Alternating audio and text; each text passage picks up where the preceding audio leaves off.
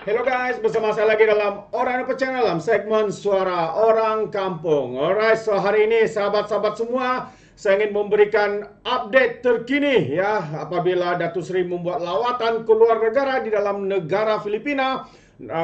Kita dapat melihat bagaimana ya negara-negara ASEAN ini begitu menghormati dan memberikan penganugerahan yang begitu tinggi buat Datuk Seri Anwar Ibrahim. Jadi ini adalah satu kebanggaan buat negara kita, buat seluruh rakyat Malaysia. Apatah lagi saya sendiri berasa bersyukur kerana kita mempunyai pemimpin yang begitu disegani di dalam dan di luar negara, tetapi tidak kepada pembangkang. Mungkin kerana mereka cemburu dengan pencapaian dan juga nama besar Datuk Seri Anwar Ibrahim di luar ataupun di pemimpin-pemimpin di negara luar sana, sahabat semua. Jadi hari ini saya ingin memberikan update ya tentang penghargaan, penghormatan yang diberikan oleh negara Filipina terhadap Perdana Menteri kita yang ke-10, tidak lain tidak bukan Datuk Seri Anwar Ibrahim. Namun sebelum itu sahabat semua, jangan lupa untuk terus support Orang Apa Channel dengan cara tekan butang subscribe, like dan share. Sembari kita ikuti berita gempa hari ini. Ini dia sahabat semua, tahniah buat Datuk Seri Anwar Ibrahim PM yang ke-10 atas penghormatan yang diberikan, dan juga sedikit kenyataan terkini YB Rafizi Ramli tentang perbelanjaan negara. Itu dia sahabat semua, memang sesuatu yang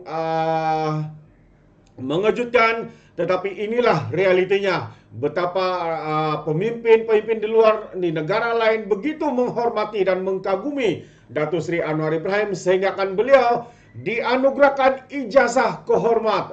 Ijazah kehormat kalau kita boleh nampak di sini, ini adalah ijazah kehormat daripada Universiti Filipina. Jarang kita melihat sahabat semua ya Perdana Menteri ataupun pemimpin-pemimpin negara kita diberikan penghormatan sebegini rupa, tetapi tidak kepada Datuk Seri Anwar Ibrahim. Jadi sahabat semua, saya ingin membacakan ya kenyataan berita ini untuk maklumat ataupun perkara yang lebih detail. Ya, kalau kita lihat Perdana Menteri Datuk Seri Anwar Ibrahim dianugerahkan ijazah kehormat Doktor Undang-Undang atau honoris causa oleh Universiti Filipina UP dalam majlis yang diadakan di Dewan Villamor University berkenaan di Manila di semasa lawatan beliau. Menurut kenyataan universiti itu, Anwar dianugerahkan ijazah kehormat berkenaan kerana menjadi sarjana dan memiliki kepakaran antarabangsa dalam bidang ekonomi, demokrasi, kebebasan tadbir urus, Islam dan demokrasi serta keperluan accountability. Ijazah kehormat berkenaan disampaikan oleh pengurusi Suruhanjaya Tinggi Pendidikan Filipina J. Prospere I. Di Vera ketiga serta Presiden dan pengurusi bersama Lembaga Regent Up Angelo E. Jimenez. Katanya Perdana Menteri Malaysia menyanjungi kehidupan karya dan pengajaran Jos Rizal. Itu dia. Jadi minat Anwar terhadap Rizaliana semakin mendalam setelah kerap mengunjungi UP semasa muda di bawah bimbingan Mendiang Profesor Emeritus Sejarah Universiti dan Dekan Kolej Seni dan Sains Ab Diliman Caesar Adib Majul, menurut Naib Chancellor Hal Ehwal Awam UP Jos Wendell Kapili. Beliau berkata Anwar dihormati kerana memiliki prinsip menentang rasuah dan pengurusan terhadap ekonomi Malaysia semasa krisis kewangan Asia.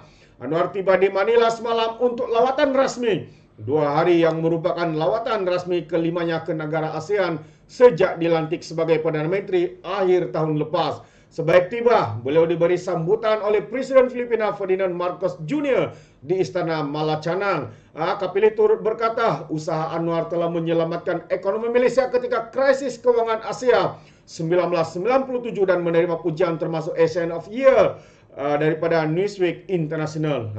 Itu dia sahabat semua. Ya, perkara ini berlaku semasa lawatan Datuk Seri Anwar Ibrahim ke Filipina. Ini lawatan rasmi ya, bukan hanya lawatan begitu saja. Jadi kita boleh melihat sahabat-sahabat semua, benarlah ada peribahasa ataupun pepatah mengatakan seorang pemimpin yang terbaik ya, orang pemimpin yang dikagumi ya akan diterima ramai di luar negara sana kerana mereka melihat sendiri bagaimana sosok tubuh Datuk Seri Anwar ini, tapi tidak kepada pemimpin-pemimpin di negara sendiri, khususnya geng sapu bersih, pembangang, penyakau nasional, pengkhianat nasional dan sebagainya. Mungkin kerana mereka begitu takut dengan kredibiliti yang ada pada Perdana Menteri kita yang ke-10 ini, sahabat-sahabat semua. Wow, berikan tepukan sekali lagi untuk Datuk Seri Anwar Ibrahim kerana membanggakan kita sebagai rakyat Malaysia dan menaikkan sekali lagi nama Malaysia kita di persada antarabangsa. Dan selain itu juga sahabat semua, saya juga ingin mengungsikan kenyataan terkini daripada Rafizi Ramli ya, berkaitan dengan perbelanjaan negara. Katanya kerajaan masih ada ruang untuk kawal perbelanjaan negara. Itu antara kenyataan daripada saudara kita Rafizi Ramli. Apakah maksud itu?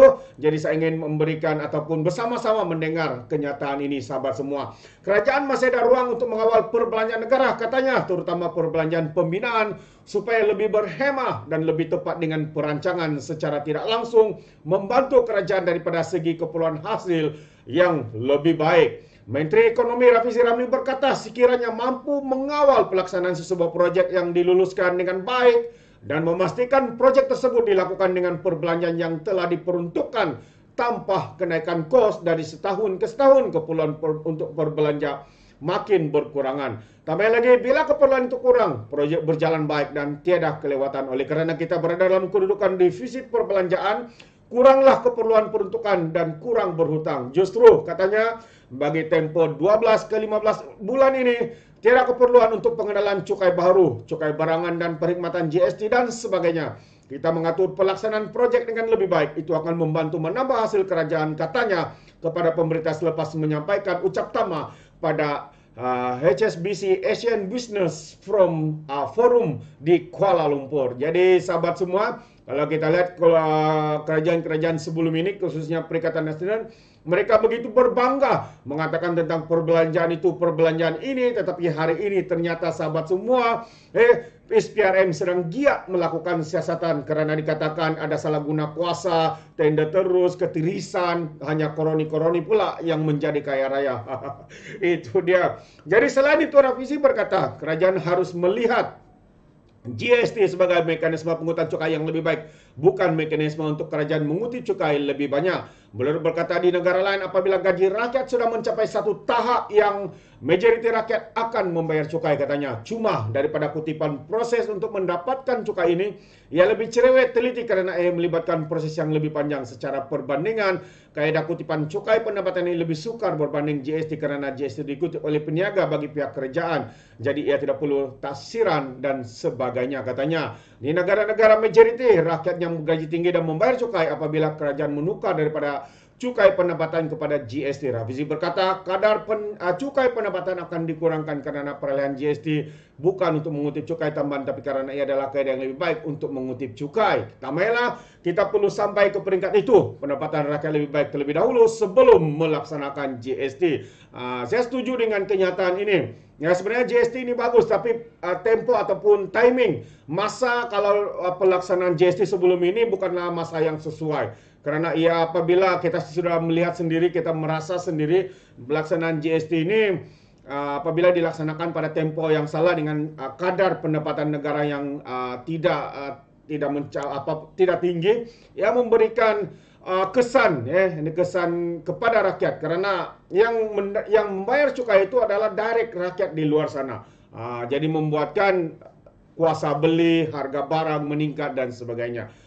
Jadi sahabat-sahabat semua, itu antara kenyataan yang diberikan oleh saudara kita Rafizi Ramli berkaitan dengan perbelanjaan negara, tentang boleh mengawal, khususnya mengawal projek-projek besar dan sebagainya. Jadi ini harus dilakukan, tidak seperti kerajaan sebelum ini yang mereka begitu membuat tender, projek diberikan secara terus dan sebagainya, sebagai imbalan mereka mendapat bahagian. Karena itu kita boleh melihat khususnya kerajaan sebelum ini di dalam akaun mereka ya dikatakan oleh SPRM hampir lebih daripada 300 juta sahabat semua masuk direct ke akaun mereka kerana memberikan projek kepada individu-individu, kepada kontraktor-kontraktor, kepada koroni-koroni, kepada sepupu menantu dan sebagainya. Jadi sahabat-sahabat semua, ini perkara yang harus kita lihat ya. Yang pertama tadi bagaimana Datuk Seri Anwar Ibrahim begitu disanjungi, dikagumi di luar negara, tetapi tidak di negara kita karena pembangkang dan juga pengkhianat negara, ya, penyakau negara, geng sapu bersih, begitu takut dengan kredibiliti keupayaan Datuk Seri Anwar Ibrahim. Dan juga terima kasih kepada Rafizi Ramli bahwa kita tahu Rafizi dan Datuk Seri Anwar Ibrahim adalah satu gabungan yang boleh membawa negara kita ke arah yang lebih baik. Bagaimana pula dengan pandangan Anda? Anda mungkin boleh memberikan ucapan tahniah kepada Datuk Seri Anwar dan juga